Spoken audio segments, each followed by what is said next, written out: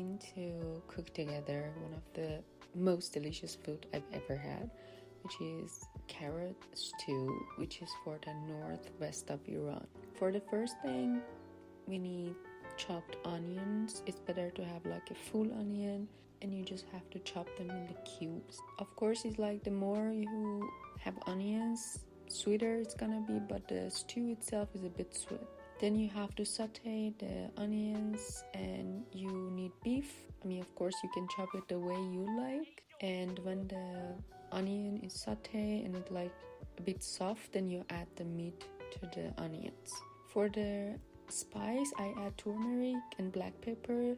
Just remember, you don't need to add the salt right now because it will cook the meat very slow. Then you need to add 2 glasses of boiled water, but be careful to add the boiled water when the meat is sauteed and its color has changed. Then you just need to cook it for a while. I love you.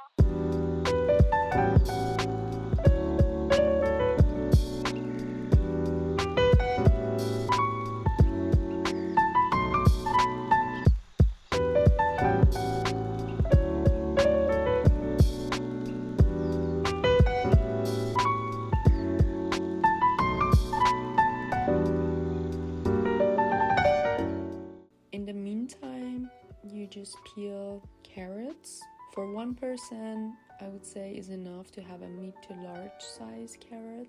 In the original version of it, it is cut in thin, large strips. But based on my mom's recipe, it's like cut in cubes, then in this size exactly.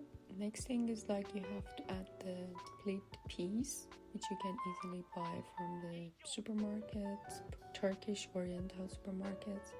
Here is like a point to consider that if your split peas are being cooked really late, then you have to add them in the very beginning with the meat. For example, mine is gonna cook really fast, so I just add them at the very end. For the side dish, I'm cutting some cucumber.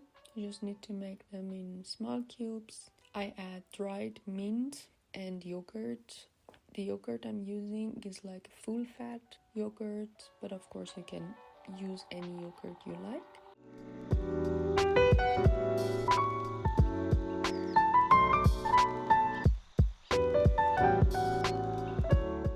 Next step is cooking a rice. I'm using 1 glass of rice.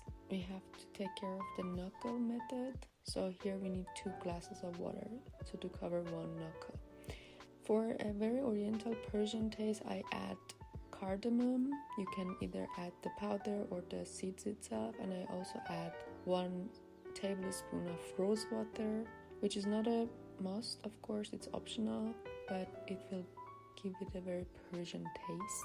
I also add steamed saffron, which is also optional, but it's Persian food, so it's better to have some saffron.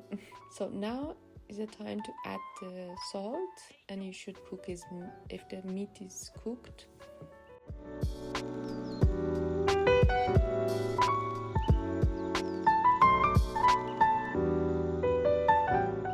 And when your rice has the least amount of water, you just have to cover the lid with a clean fabric.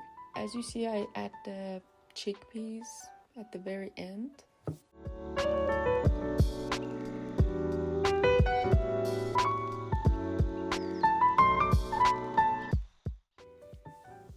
And the food is ready. Nushe Jan. Enjoy.